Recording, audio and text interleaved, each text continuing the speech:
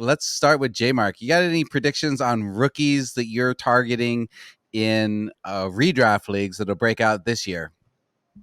Yeah, I mean, I think probably your most obvious choice is Marvin Harrison. He's going the highest on most of the rookies in a non-super flex anyways.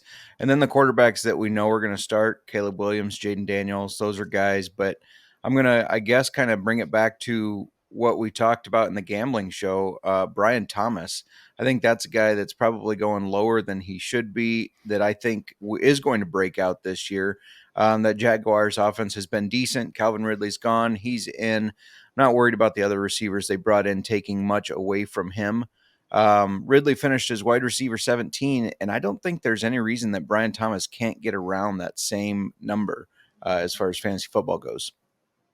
Okay, and where is he being drafted right now in relation to other wide receivers that are around that area? The top 20 wide receivers. I believe he's around the 40s. I'll have to double check real quick. I'm Oh, seeing him wow. at 49, Yeah. like overall 116 in like a non-super flex league. So that's pretty great. Like if he could be a top 20 receiver and you get him for a top 40 price, that's really great. For sure. Yeah, Absolutely. I feel like, I mean, he's like right next to like Jameson Williams. I feel like I'd much rather have Brian Thomas because the Lions, I mean, they have guys that are going to be getting an absurd amount of volume with Amon Ra and with Sam Laporta and not to mention Gibbs. So I feel like Brian Thomas has a lot more higher ceiling than Jameson Williams for this season at least.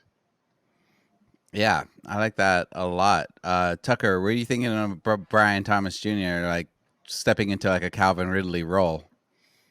I think he offers the most. He definitely offers the most out of any of the receivers. I don't know if like in the very first year if Christian Kirk will still be like better in terms of stats or not, but I mean Kirk's probably going a bit earlier. I'd imagine. I got to check really Yeah, quick. I think he's going quite a bit Yeah, earlier he's wide receiver and 30.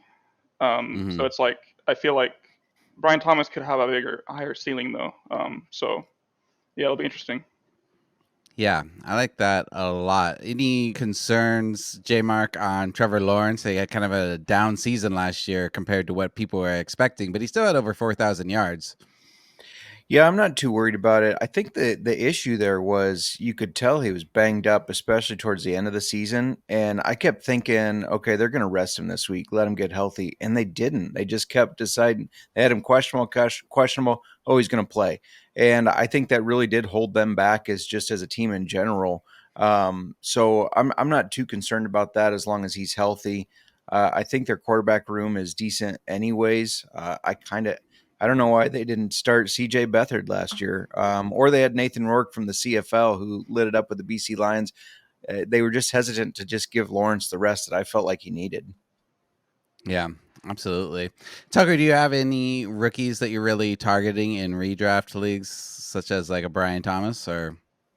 Yeah, I mean, I'm not as knowledgeable about the rookies. I don't watch college too much, but I do read about I read about all the rookies and watch their kind of Mhm. highlights. But I'm kind of looking more at from a like roster perspective and like how much of a opportunity they'll have. So I like guys like Lad McConkey. Like they have no receivers there, and so he'll have every opportunity to be that top guy for them and for Justin Herbert. Not to mention his route running is already at like NFL level. It's just he needs to stay healthy is the big thing. Yeah. What about Lad McConkey, JMark? Yeah, I mean, and he comes from a great program too. I mean, they tend to really coach up their players, so I like that too. And I know there's concerns that Jim Harbaugh is just going to run the ball, but he's not going to run it every single play, right? I mean, Yeah.